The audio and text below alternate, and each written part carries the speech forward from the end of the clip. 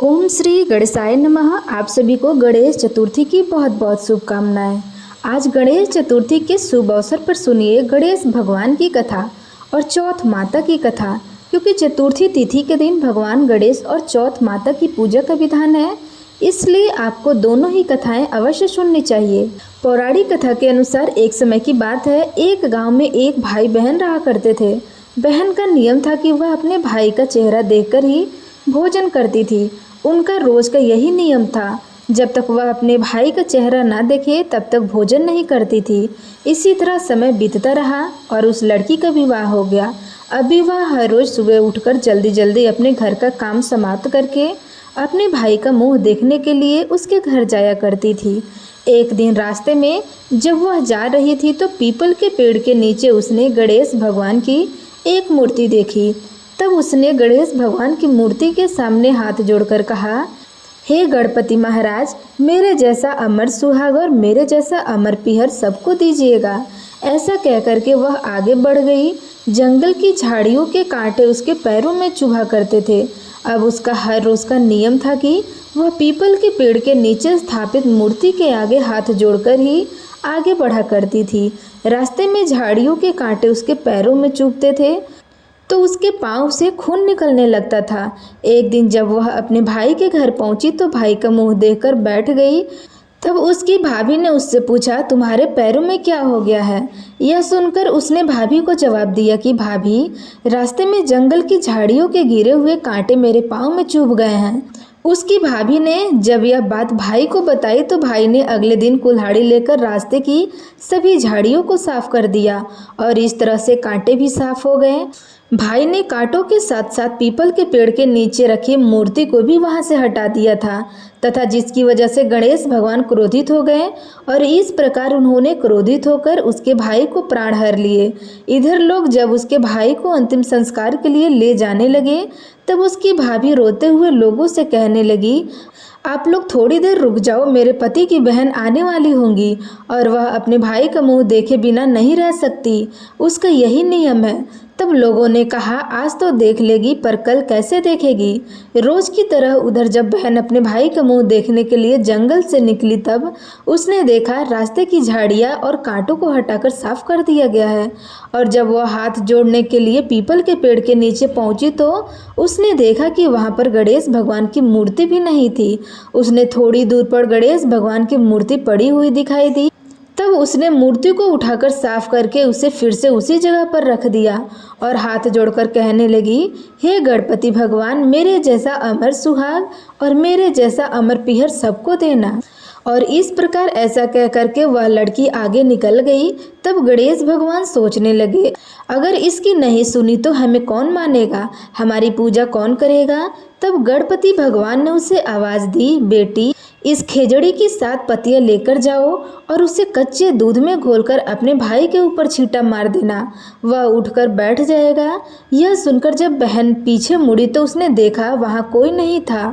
फिर वह सोचने लगी कि ठीक है, जैसा सुना है वैसा ही कर लेती हूँ। और इस तरह वह 7 खिचड़िया की पत्तियां लेकर अपने भाई के घर पहुँची। तब उसने देखा वहाँ कई लोग बैठे हुए हैं। भाभी बैठी रो रही थी और उसका भाई उन सबके बीच मूर्छित अवस्था में लेटा हुआ था। तब उसने सुनी हुई आवाज़ के अनुसार पतियों को नियम के तहत भाई के ऊपर इस्तेमाल किया और इस प्रकार पतियों के प्रयोग से उसका भाई उठकर बैठ गया। तब भाई बहन से बोला, मुझे बहुत ही गहरी नींद आ गई थी। तब उसकी बहन बोली, ऐसी नींद किसी दुश्मन को भी ना आए। और फिर उसने रास्ते की सारी बात अपने भाई को बता दी। तब से दोनों भाई बहन और लड़की की भाभी भी मिलकर गणेश भगवान की पूजा करने लगे और उनका व्रत भी रखने लगे। हे गणेश भगवान, जैसे आपने उस बहन की विपत्ति दूर की है वैसे ही सबकी विपत्ति दूर करना और जो भी इस कथा को सुने उन सबके संकट दूर करना। अब सुनिए चौथ माता की कथा। प्राचीन कथा के अनुसार एक बार एक सेठ सेठानी थे। उनके एक बेटा और बहू भी थे। बहू भोजन बना करके फिर स्वयं भोजन करा करती थी। उनकी एक पड़ोसन ऐसी भी थी जो रोज सुबह पूछती थी, बेटी, आज तुमने क्या खाया और क्या बनाया? तब बहू कहती थी, ठंडो बासी। एक दिन उसके पति ने ऐसा सुनकर विचार किया कि आज तो पकवान बनाया जाए। फिर देखो मेरी पत्नी क्या कहती है। उसने तरह तरह के पकवान बनाए और घर के सभी लोगों ने एक साथ बैठकर भोजन किया। रोज की तरह आज भी पड़ोसन ने पूछा, बहू तुमने आज क्या बनाया? तब बहू ने फिर वही जवाब दिया कि ठंडो बासी। सेठ के लड़के ने सोचा, हो न हो कोई बात जरूर है जिस कारण मेरी पत्नी ऐसा हमेशा कहती है। फिर उसने अपनी पत्नी से पूछा, तुम रोज ठंडो बासी खाया ऐसा क्यों कहती हो, जबकि हम सब ने तो एक साथ बैठकर कई तरह के पकवान खाए हैं। तब उसकी पत्नी बोली, हम सब जो खा रहे हैं वह हमारे बाप दादाओं की कमाई है। जिस दिन आप कमाकर लाओगे उस दिन मैं समझूंगी कि हम ताज़ा भोजन कर रहे हैं। सेठ के लड़के ने इस बात पर खूब विचार किया। फिर एक दिन अपनी माँ से बोला, माँ मैं एक बड़े शहर में पैसा कमाने के लिए जा रहा हूँ। तब उसकी माँ बोली, बेटा हमारे पास तो इतना धन है कि खाए से भी नहीं खाया जाएगा। माँ के मना करने पर भी बेटे ने खुद कमाने का निश्चय कर लिया और जाते समय अपनी पत्नी से बोला कि मैं जब तक कमाकर बहुत सारा धन लेकर वापस लौट न आऊँ तुम चूल्हे की आग मत बुझने देना।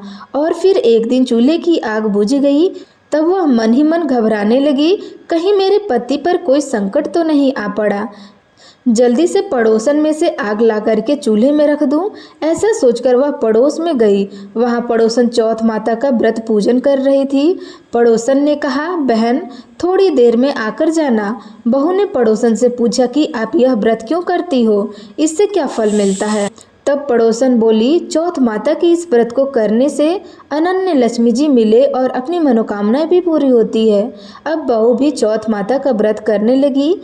दीवार पर चौथ माता बनाई और उस दिन घी गुड़ का चूरमा बनाकर रात को चंद्रमा को अर्घ देकर भोजन करती। ऐसा करते करते उसे बहुत दिन बीत गए। उधर चौथ माता ने बहू के पति को सपने में दर्शन दिए कि हे साहूकार के बेटे, तू जाग रहा है कि सो रहा है? तेरी पत्नी तुझे बहुत याद कर रही है। जा घर जा और उसकी चिंता मिटा। तुम दुकान खोलकर कंकु केसर का पगलिया बनाकर बैठ जाना। आज तेरा सारा हिसाब किताब चुकता हो जाएगा। अब तो चौथ माता ने जैसा कहा था वैसा ही हुआ। उसने घर जाने की तैयारी की और गाड़ी भरकर धन दौलत लेकर चल पड़ा।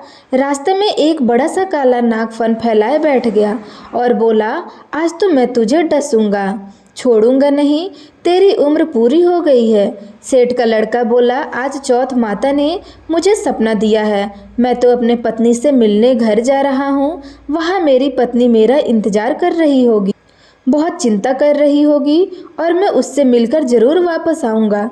तब तुम मुझे डस लेना। तब नाग बोला, तुम अगर शपथ लेकर जाओ तो ही मैं तुम्हें जाने दूंगा। अगर तुम लौट कर नहीं आए तो मैं तुम्हारे घर आकर के तुम्हें डस लूंगा। इस प्रकार साहूकार का वह बेटा सांप को वचन देकर अपने घर पहुंच गया।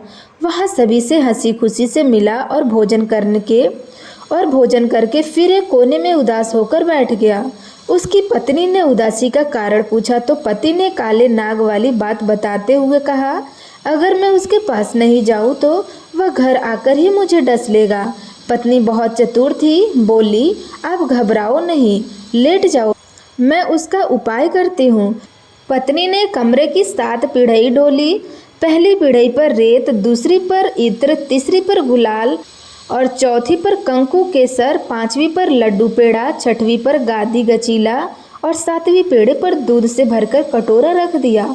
इस प्रकार वह 7 ही पेड़ी सजाकर बैठ गई। आधी रात होते ही वह नाग आकर पेड़ी चढ़ने लगा। पहली पेड़ी पर रेत में लेट गया और कहने लगा, सेठ की बहू ने आराम तो बहुत दिया, लेकिन क्या करूं, वचन से बद्ध हूँ, मैं उसे डसूंगा तो जरूर। इस प्रकार 7 ही पीढ़ियों को वह नाग आराम करता हुआ और कहता कि डसूंगा तो जरूर। जैसे ही वह कमरे में जाने वाला था कि चौथ माता ने विचार किया कि अगर मैं इसे नहीं बचाई तो संसार में धर्म कर्म और व्रत पूजन फिर कौन मानेगा। अब तो गणेश जी, चंद्रमा जी और चौथ माता ने साहूकार के बेटे को बचाने का विचार किया।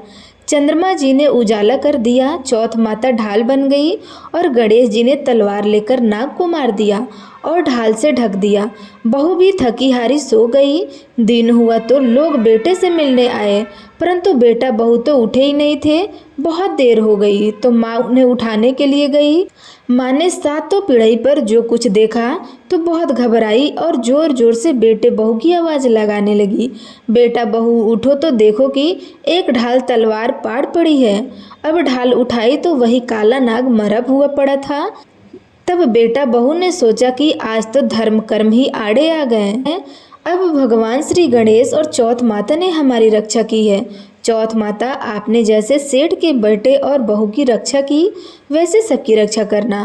प्रेम से बोलिए चौथ माता की जय, गणेश भगवान की जय।